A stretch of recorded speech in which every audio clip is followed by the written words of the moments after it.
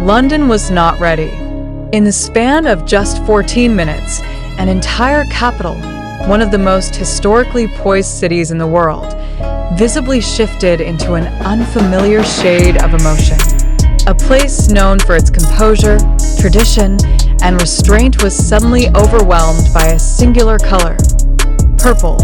But this was not a political act, nor an artistic statement. It was an unprecedented show of love, orchestrated by millions, all aimed at one man.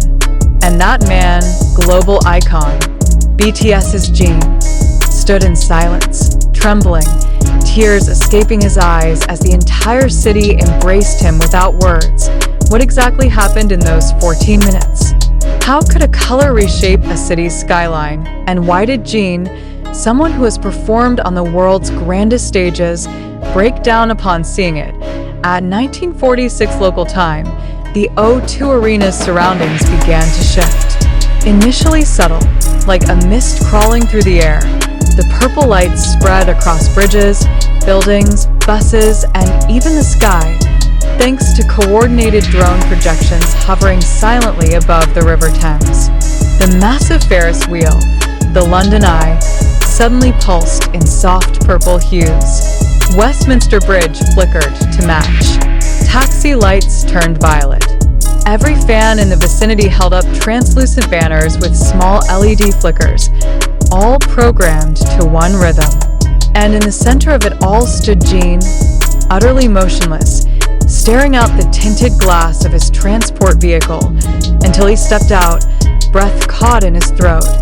This wasn't part of the official event. It wasn't even listed in the concert's rundown. That made it worse, or better, depending on who you ask. The surprise was genuine. Jin had no warning. The scene was organic, a mass collaboration between thousands of fans on the ground and millions more coordinating online. A flash mob-style tribute planned in secret forums, encrypted apps, and army networks that rival the complexity of intelligence agencies. And it worked flawlessly.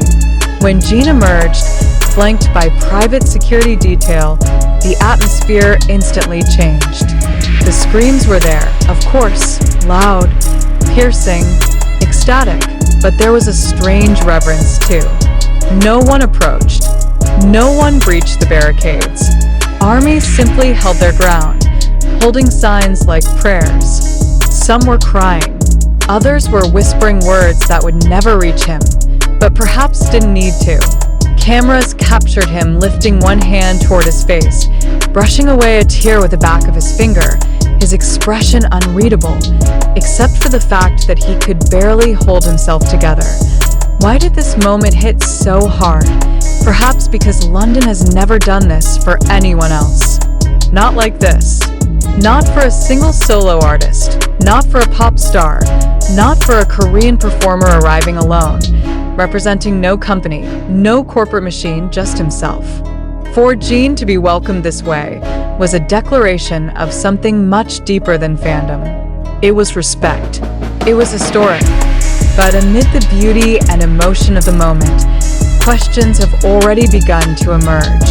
Was this real? Was this truly a spontaneous expression of love? Or was there another layer hidden beneath the surface? Some observers noticed subtle inconsistencies. The purple drone choreography required substantial funding and regulatory clearance. Who paid for it? Who authorized the Thames light system to coordinate with unofficial fan actions? Why were police so accommodating of crowd density that exceeded 30,000 people on short notice, especially in high-security zones? Jin himself seemed unaware. His reaction, raw, unrehearsed, borderline overwhelmed, suggested genuine surprise. And yet, nothing about this scale of coordination is accidental. That raises further speculation. Did someone orchestrate this moment to appear spontaneous? Was this a carefully crafted moment meant to rewrite the image of Jin post-military service, to reintroduce him not just as a singer, but as a global figure worthy of ceremonial reverence? None of these questions have official answers. Yet, what is clear is that the world watched. Within the first 30 minutes of the event, clips of Jin's tearful reaction began circulating on social platforms, breaking records on both Weverse and X, formerly Twitter. The keyword London Purple for Jin trended globally with over 9 million tweets in under an hour. And then there's the question no one dares to voice aloud. Was this too perfect? It's not the first time ARMY has mobilized at scale, but even veteran fans admitted they were shocked. Many hadn't seen it coming. The event had no leaks. No teaser videos. Nothing on TikTok. Nothing on Reddit. It was as if the moment manifested from thin air. A dream turned real. Yet Jin's tear, just one, became the most viral image of the night. I asked this the beginning of a new chapter in his solo journey? Or is this a critical turning point in how fandom, spectacle, and emotion are being used to reshape celebrity? London's reaction cannot be dismissed as mere fanfare. It was calculated, powerful, and deeply human. It transcended borders, language, and even commercial interest. This was not a brand activation. This was a movement, and it's not over. At the time of writing, sources around the O2 confirm that crowd size has not decreased. In fact, more fans continue to arrive, flooding into the area with flowers, banners, and personal letters. Multiple fan bases across Europe are now organizing purple tributes in other major cities, creating a domino effect of coordinated love on a continental scale. Paris, Amsterdam, Berlin, they're all preparing their own purple moments for Jin in the coming days. Back in London, questions remain. The image of Jin standing against a backdrop of violet lights, overwhelmed, unguarded, has now been embedded into the global archive of pop history. But what will follow? Will the pressure to maintain this level of adoration impact his emotional state as a performer? Will this spectacle raise the bar impossibly high for the rest of his solo tour? And perhaps most importantly, did Jin cry out of joy or something else entirely? One thing is certain. The color purple no longer belongs to just BTS. It belongs to a moment in time when a city, the whole city, bent its rhythm for a man who once sang about the moonlight, loneliness, and promises kept across oceans. Now, Jin stands in the middle of one of the biggest solo returns the world has seen. And all eyes are on him, not just because he's a star, but because people are starting to wonder, what if this is more than just a concert tour? What if this is a global recalibration of how we define presence, love, and authenticity?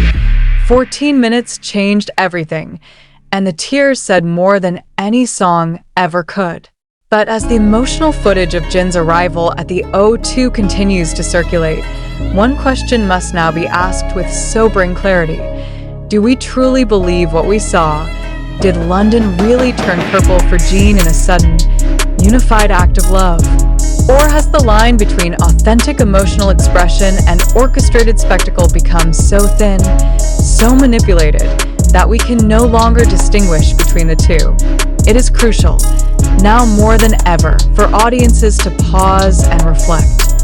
Are we witnessing a genuine moment of history, or merely consuming a product carefully manufactured for virality? Was Jin's tear spontaneous, or was it predicted, framed, and amplified by the machine that feeds on emotional currency? Consider this. In the digital era, where platforms like TikTok, YouTube Shorts, and Twitter, X, deliver information in hyper-fast, emotional bursts, how many viewers truly question the authenticity of what they're consuming? Is it possible that this moment, while seemingly beautiful, was shaped with the knowledge that it would go viral within seconds? The purple flood across London, though seemingly miraculous, raises red flags. Drones, coordinated LED wristbands, light shows on landmarks, synchronized online hashtags, and mass fan presence all aligning within a 14-minute window? Is this really the outcome of spontaneous fan devotion, or was it a calculated operation with strategic planning behind the scenes?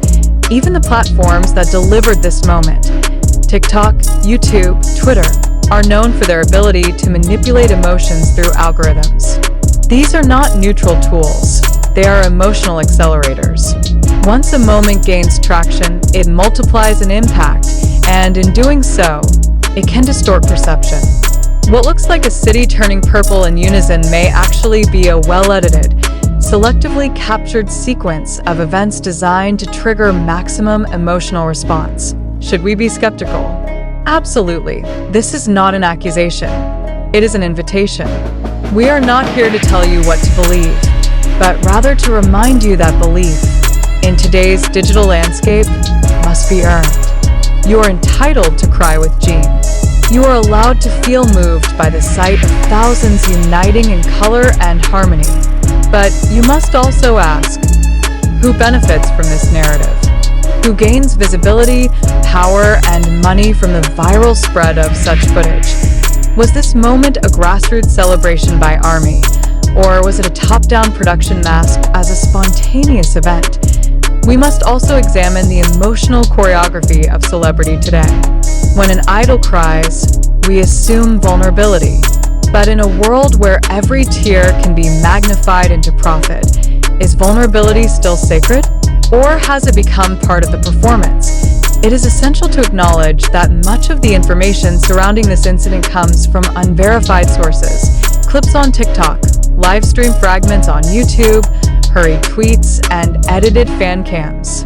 These mediums are powerful, but they are not necessarily truthful. They provide interpretations of reality, not objective accounts. Have we, as consumers, stopped demanding verification? Are we content to believe what moves us, rather than what is provably true? Even more provocatively, is emotional impact now more important than factual accuracy? When a moment becomes too perfect, it should trigger doubt. And yet, doubt feels almost blasphemous in fandom culture, where devotion often eclipses logic. But real respect for Jin, for ARMY, for the truth, means being willing to ask uncomfortable questions. It means being unafraid to confront the possibility that what we love may also be what manipulates us. We must also explore the broader ecosystem that allows these narratives to spread. Fan accounts with millions of followers often amplify unverified information with no accountability. Headlines are written to capture attention, not to seek the truth. Even traditional media outlets now race to publish reaction pieces based on trending hashtags, rather than verifiable sources. In such a chaotic environment, who do we trust? Are we experiencing a collective emotional high, or are we all participating in a carefully engineered illusion? We don't pose these questions to tarnish the moment. We pose them because truth matters, and because Jin's artistry, presence, and humanity deserve more than blind consumption. They deserve critical engagement. Was the tear real? Possibly. Was the moment powerful? Unquestionably. But was it real in the way that truly matters? The way that builds trust, accountability, and integrity in our shared media landscape? That is for you to decide. As viewers, as fans, as thinkers, we have a responsibility to reflect, to question, to hold space for beauty, but also for skepticism. We can cherish the moment and ask whether it was real. We can feel moved and wonder if we were manipulated. These are not contradictory reactions. They are signs of critical awareness that in the end, the truth may be layered. The lights were likely real. The fans were certainly present. Jin's tears were visible. But what remains uncertain is the why, the how, and the who behind it all. As we continue to engage with this moment on social media, in conversations, through fan communities, we urge you to remain aware. Not all that goes viral is truth. Not every emotional moment is innocent. And not every beautiful scene is free of strategy. Thank you for staying with us. The story does not end here. But as we move forward, we encourage you to ask yourself, again and again, in an age where virality equals value, emotional manipulation has become a strategic tool.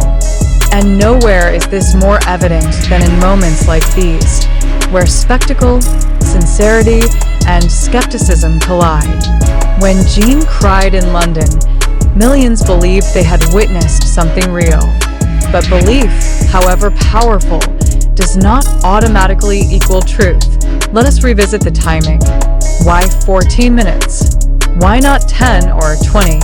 Why was the narrative around 14 minutes ago so heavily repeated in fan accounts and early media coverage? Could it be that this figure was deliberately emphasized to give the illusion of urgency, of suddenness, of divine timing? And if so, who designed the script? This is not an accusation against Jin. If anything, he may be the most innocent figure in this entire equation. His vulnerability, his emotion, his silence. These were the only parts of the moment that seemed untouched by planning. But what if the world around him was constructed to provoke that reaction? What if his tear was not scripted, but anticipated? We must not confuse sincerity with control. A real reaction can still be exploited. A genuine moment can still be framed for effect. In the hands of an industry that thrives on emotional capital, even a single tear becomes a currency.